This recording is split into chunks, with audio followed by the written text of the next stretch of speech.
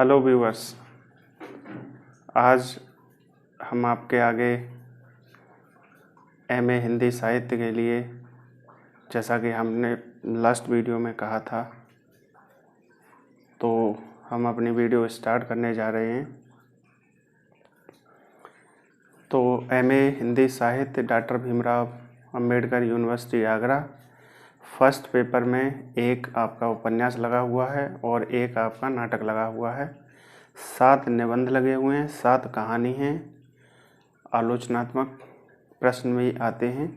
तो हम सबसे पहले उपन्यास की बात करते हैं। तो हम आज जानेंगे इस वीडियो में कि उपन्यास के तत्व कितने होते हैं।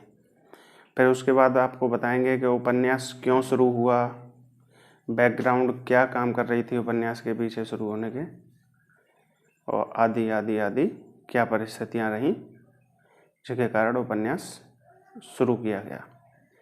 तो आज हम उपन्यास के तत्वों के बारे में बात करते हैं कि उपन्यास के तत्व 6 तत्व माने गए हैं उपन्यास के।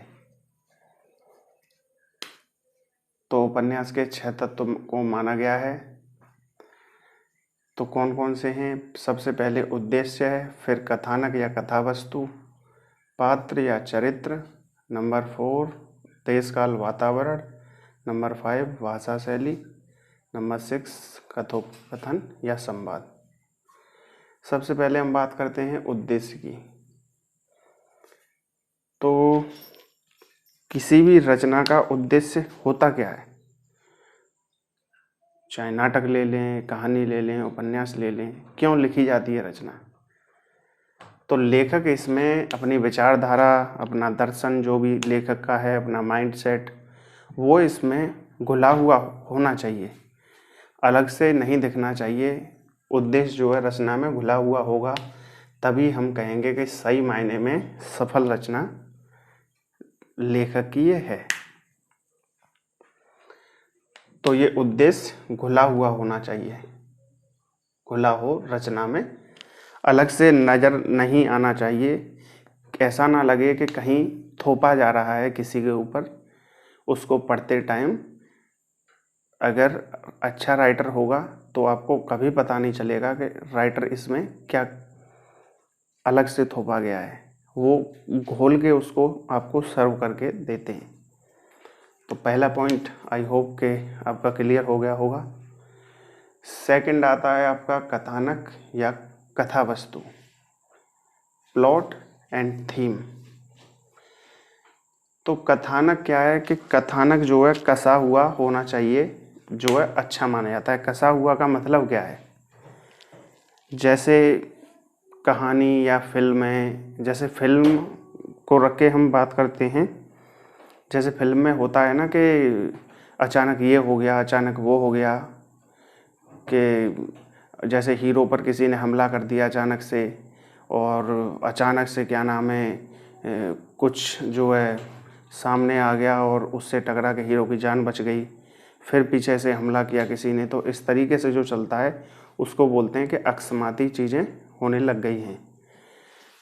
और बहुत ज़्यादा डरावना नहीं होना चाहिए, विराम ठीक हो, गति न ज़्यादा हो न कम हो, बीच की हो, तो हम मानेंगे। ऐसा नहीं है कि बार बार एक ही चीज़ को रिपीट कर रहा है या बहुत धीरे धीरे बोल रहा है, जैसे फिल्म में हो किसी में भी। तो गति जो है, विराम जो है कसे हुए होने चाहिए, तो उसको बोलेंगे कथानक जो है ठीक है। सेकंड नंबर आता है इसका कथावस्तु क्या होती है। तो कथावस्तु क्या होती है? कथावस्तु यानी कि थीम। थीम क्या होती है? थीम होती है कि कहानी या फिर जो राइटर ने लिखा है वो विश्वसनीय है या नहीं है, उस पर भरोसा किया जा सकता है या नहीं किया जा सकता है, उसको बोलते हैं थीम। क्या है? जैसे कि एग्जाम्पल में विश्वसनीय होनी चाहिए, एग्जाम्पल में गोदान है, यही सच है।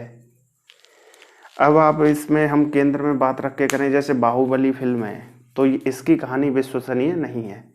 अगर कोई हमको पूछेगा या फिर कोई समीक्षक देखेगा इसको फिल्म को, तो वो बताएगा कि इसकी थीम जो है विश्वसनीय नहीं है, तो वो इस तरीके से बताएंगे। आई होप कि ये भी पॉइंट आपका क्लियर हो गया होगा। और भी बहुत सारी कहानियां हैं, उपन्यास हैं, मेला आंचल है आपका, ठीक है। और गोदान है, ये गबन है, प्रेमाश्रय है, प्रेमचंद जी द्वारा लिखी हुई, ये सभी विश्वसनीय हैं। थर्ड पॉइंट आता है आपका पात्र या चरित्र। तो पात्र लेखक के अकॉर्डिंग स्वतंत्र होने चाहिए, परतंत्र नहीं होने चाहिए।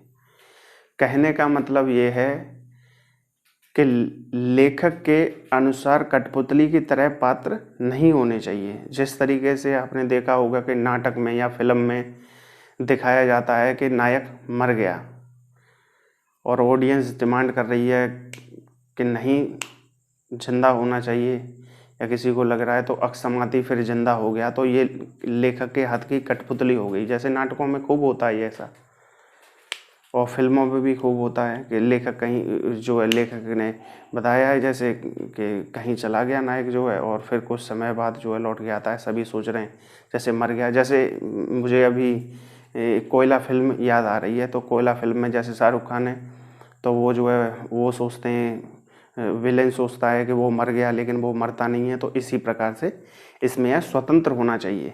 तो प्रेमचंद जी का वैसे भी एक फेमस कथन है कि मैं चरित्रों को अपने बच्चों की तरह समझता हूँ। जिस तरीके से कोई भी माँ बाप ये नहीं बता सकता कि बड़े होकर बच्चे कैसे बनेंगे, उसी प्रकार मैं भी ये नहीं बता सकता कि मेरे चरित्र बड़े होकर या आगे कहानी को प्रोग्रेस करके किस तरीके से उनकी स्थितियाँ के अनुसार वो ढलते जाएंगे, तो वो नहीं बता सकते हैं। ये इस तरीके से उनका एक कथन है।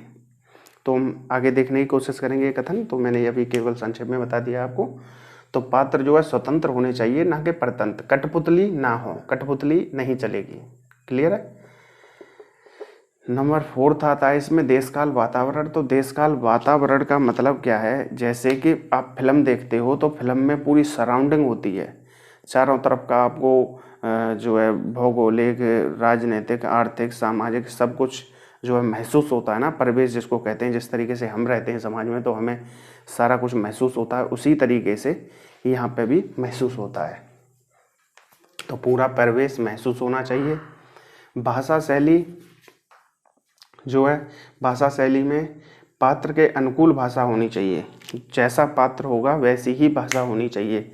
जैसे बात करें, जैसे क्या नाम है कि अगर जैसे कोई दिल्ली का पात्र है या नॉर्थ इंडिया का पात्र है, और जो है जैसे एग्जाम्पल में रख के बात करते हैं जयशंकर प्रसाद जी को, तो वो इस मामले में बिल्कुल फेल हो जाते हैं। जैसे स्कंदगुप्त नाटक है, आप पढ़ेंगे आगे भी, तो जो है वहाँ से जो पात्र आया हुआ है श्रीलंका से, वो यहाँ पर आके हिंदी बोल रहा है, मतलब संस्कृत में उस ज़माने में बात कर रहा है जिस समय की रचना है। तो ये कैसे पॉसिबल हो सकता है। तो इस तरीके से जो है उसको बोलनी चाहिए श्रीलंका की, लेकिन यहाँ पे दिखाया है और कहाँ कहाँ से पात्र आते हैं। तो जिस क्षेत्र का पात्र होगा उसी के अनुकूल भाषा होनी चाहिए। ये नहीं है कि पात्र यहाँ का है और भाषा दक्षिण भारत की बोल रहा है, वो इस तरीके से नहीं चलेगा। ठीक है। तो उसको हम अच्छा कहेंगे जो पात्र के अकॉर्डिंग जो है भाषा राइटर जो है रखेंगे। तो पात्रानुकूल भाषा होनी चाहिए, इसमें और कुछ नहीं है। 6 नंबर पॉइंट आता है कथोपकथन या संवाद जिसको बोलते हैं। कथोपकथन संवाद में क्या होता है कि हम दोबारा से जयशंकर प्रसाद जी को केंद्र में रखें, तो आप स्कंदगुप्त पढ़ेंगे तो उसमें यह समस्या खूब आने वाली है कि लंबे लंबे द्रूह कथन लिखे गए हैं, दार्शनिक संवादों से युक्त हैं बिल्कुल, तो आपको वो समझ में नहीं आएंगे। फिर भी हम कोशिश करेंगे कि आपको एक बेहतर समझ डेवलप कर सकें स्कंदगुप्त नाटक को लेकर भी। तो वहाँ पर लंबे और दार्शनिक संवाद हैं, उनको कोई भी बोल नहीं सकता है। अगर हम नाटक को उसको स्कंदगुप्त को खिलाएंगे ना, अगर किसी को पात्र को मंचन किया जाएगा उसका, तो उसको पात्र बोल ही नहीं सकते हैं बिल्कुल भी। तो आपने पढ़ा होगा या आगे आप पढ़िए फिर बताइए हमें। तो इस तरीके से हम उसको केंद्र में रख के बात कर रहे हैं। तो कथोपकथन संवाद किस तरीके का होने चाहिए, छोटे एकदम गतिशील एवं चुस्त होने चाहिए। छोटे छोटे संवाद होने चाहिए, एकदम गतिशील होने चाहिए और चुस्त होने चाहिए एकदम।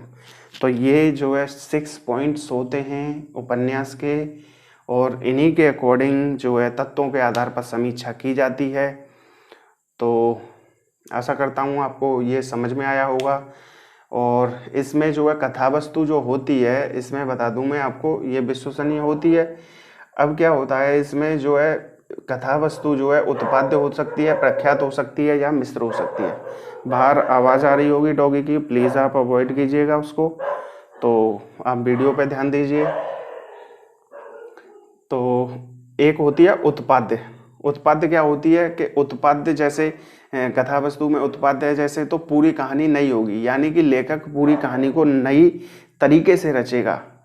ठीक है। अगर प्रख्यात होगी तो वो क्या करेगा कि कोई ऐतिहासिक कहानी उठा ली या किसी कहानी की नकल करते हुए लिखेगा और उसको अपने हिसाब से एडजस्ट कर देगा। एग्जाम्पल के लिए हम कह सकते हैं कि जैसे रामचरितमानस तुलसीदास जी ने लिखी है, तो पीछे से जो रामायण वाल्मीकि जी की और उनकी लिखी हुई है, वहाँ से उन्होंने राम की कथा को लेकर के उसमें कुछ अपने अकॉर्डिंग, कोई भी इतनी फ्लेक्सिबिलिटी रहती है लेखक के पास के, इतनी छूट मिलती है उनको कि वो अपने अकॉर्डिंग उसको एडजस्ट कर सकें।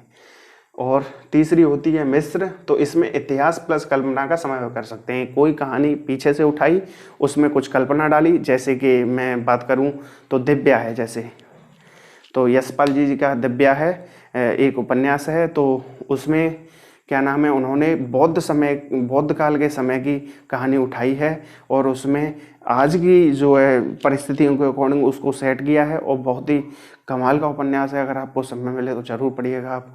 तो उसमें आप देख सकते हो इस तरीके से इतिहास प्लस कल्पना का समन्वय किया गया है, जो कि इसमें बताया गया है।